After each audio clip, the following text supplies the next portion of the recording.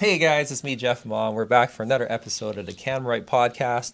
We're getting pretty deep into the election campaign since there's not any more days left before Monday, October 20th, where it's time to vote. And I think something that's really interesting is as we kind of get closer to election day, there's all sorts of fascinating issues that come about. And, some demographics of the population are quite vocal. Some have been by nature starting to get their messaging out. And right now, I'm super happy to sitting in the living room of Leanne Allison. And beside Leanne Allison, I have Scott Diehl. Perfect. So, I think the thing that really has me excited to talk with you guys is a little while ago, I saw this amazing music project. It was a music video that Leanne and Scott, you had collaborated on. Scott, you were the musician within it. Tell us a little bit about the story of the song.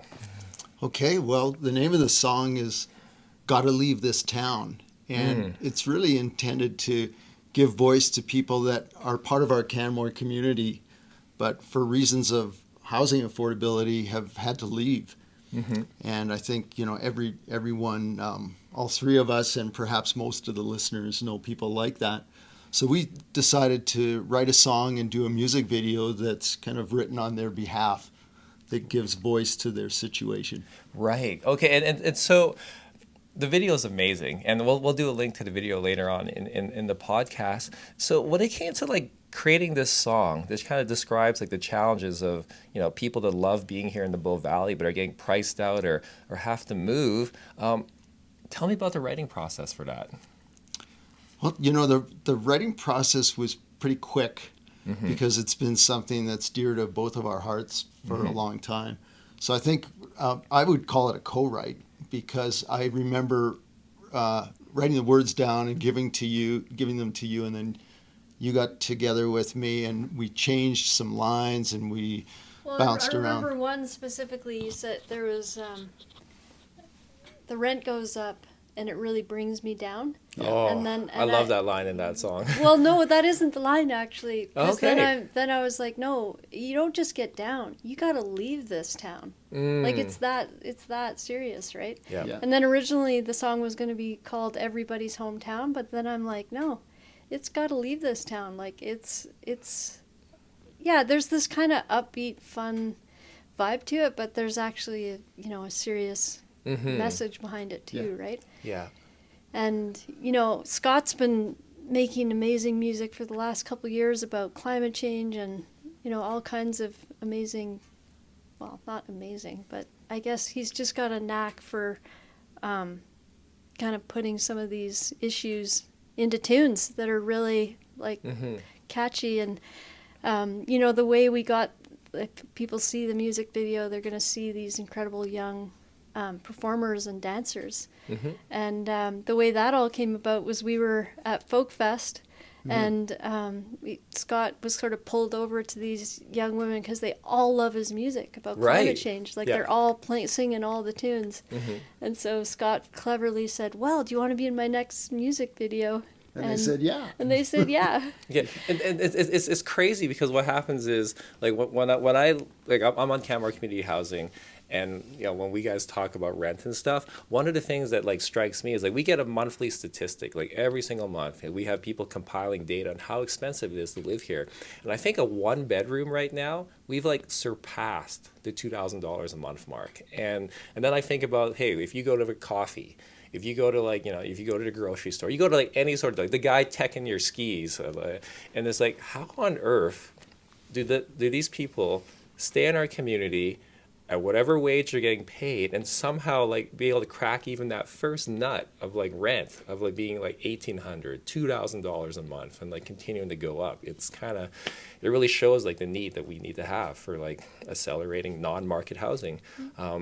In our community. I guess, that's one of the things I'm so proud of your council for doing over this last term is coming up with some real solutions to that really tough problem, right? Yeah. and like, let's just talk about it. It's the livability tax. Right, and then, yeah, like the livability tax. I think one of the things that frustrates our council a lot, and I think this is also one of those things when it comes to engagement within a lot of the biggest, broadest issues that we deal with in our community. That oftentimes the folks that are the most privileged and have the most resources, they can be the loudest voices.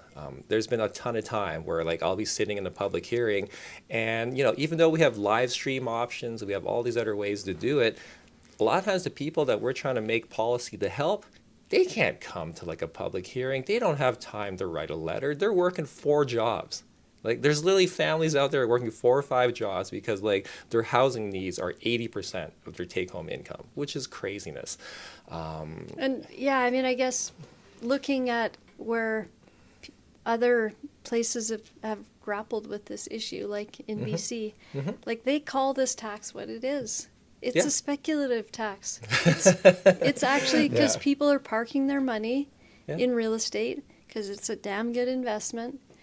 And what we're asking is for people to take a tiny percentage of that and put it towards this affordable housing, really hard, tough problem. Absolutely. And it's such a reasonable ask. Well, that's the other interesting thing too, because I feel what happens is of the segment of people that are fighting this, I want to like also highlight the important thing that we can't paint like all second homeowners with the same brush. No. I've met a lot of second homeowners, and they've come up and say, you know what? I totally get this. Like, I have planned to retire in Canmore like 5 years down the road. And you know what? I want to land in a community that is amazing and functioning. Or like I ran into like other second homeowners and they're like, you know what? I totally get it. Like I have the privilege of owning more than one home. And when there's people that have 0 home, the math is pretty easy for me to understand. Like, hey, this is a community that we're trying to get into. It kind of strikes. I think there was like a song by Bob Marley, and I think it kind of like, for the folks that are like fighting it tooth and nail, it's kind of like, what was that Bob Marley song? Like, some people are so poor, all they have is money. And it's kind of like an interesting line that kind of resonates with me. It's crazy. But anyway, Scott, let's come back to the art piece, because I feel when we kind of take these stories and these expressions and these like very real issues that we're being challenged with, just tell us a little bit more what it was like as the song came together for you. Like, well, I think I write very quickly about issues that I'm passionate about. It doesn't take me very long to cobble something together, and I think with Leanne's help, it came together pretty quickly. I don't want to be preachy. Okay. So when I, wrote that song, it's meant, it's a lighthearted approach to a very difficult subject, and hopefully that comes across to the people that listen to it, and then to get the dancers involved and yeah, because in the video the dancers are great. Oh my gosh, it's really cool, huh? yeah. And I think it's also important that those dancers are in their 20s or early 30s, and are many of them. Some of them live in Canmore, so they're actually dealing with the issue that we're talking about right now. So to have them represented. I remember we totally time boxed the whole thing, right? Because they were busy. They're doing a play. They've got 4 They got other jobs. Like, it's just like, okay, we got 2 hours. We got 2 hours. Let's get her done. And they were, we did. And it was like good enough and get it out there, right? It was really fun that way. Yeah, well, Leanne, like you're such a storied filmmaker, and have like expressed so many stories in the Bow Valley.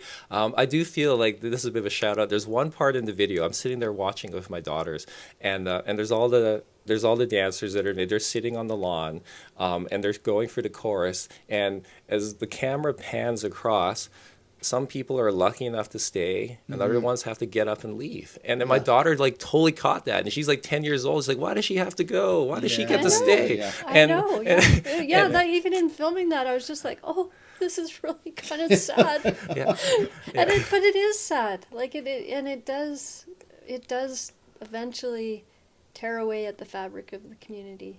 And I think Bob Sanford wrote a book years ago called The Weekender Effect that was kind of addressing this issue, and he updated it recently.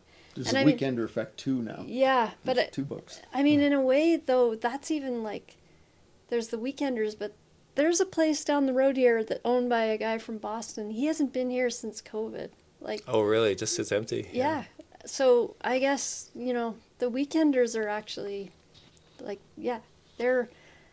Anyways, it's just, I just think we only have so much time to solve this, and then we're kind of in the realm of places like Aspen and stuff where, there's just no way that you're ever gonna get on top of it, and you're bussing in all your workers. Yep. And I think we're just really close to that. Yeah. Okay. Scott, would it be possible to like hear like a little bit of like the song? Sure. Yeah, because I'll put a link for like the full like video, which can be seen on YouTube as well. I'll hold the Okay. mic. Before we do that, I just wanted to credit the dancers. Thanks. Oh. Who were wonderful. And dancers, if you're listening to this, thank you. So we had Emma Reynolds playing the barista, Emma Ryan playing the construction worker, Irene Poole playing herself, and Jordan Empson, who was a nurse. We had Georgia Polischuk. She was another construction worker. And, of course, I was the digital hobo, and Tanya Pahaluk played herself. So thanks, everybody. You need the Alrighty, jingles Scott. ones? So let's just do a couple of like the chorus and the pre-chorus, and it'll give people a sense of what it sounds like. And then please go listen to the video and consider this issue as you vote on the 20th. Okay, well, thanks so much, Scott. Here we go, guys. Scott Diehl, known as Digital Hobo, playing his latest song, and I'll hold the mic by. Here we go. Okay. We want to live in our home community. We want kids thrown to school in our town. We're working hard to afford to stay. When rent goes up, we gotta leave this town. My town, your town, everybody's hometown. My town, your town, everybody's hometown. It's everybody's hometown. That's right. Nice. So good. Thank you so much, Scott. Thank you, Leanne. For those of you guys at home or listening on the podcast, remember, voting is coming up soon, and if a viable community is important for you, really check your candidates' platforms, see where they stand on initiatives like Livability Tax, which help us, get a grapple and a handle on our housing crisis. And yeah, thanks so much. And Scott and Leanne, is there anything last things you want to say? I just want to thank you for running again, Jeff. You've done an incredible job, and I'm just so thankful that you are running again for all your hard work. Thanks, Leanne. It's like passing kidney stones. It's so painful. Good kidney stones. All right.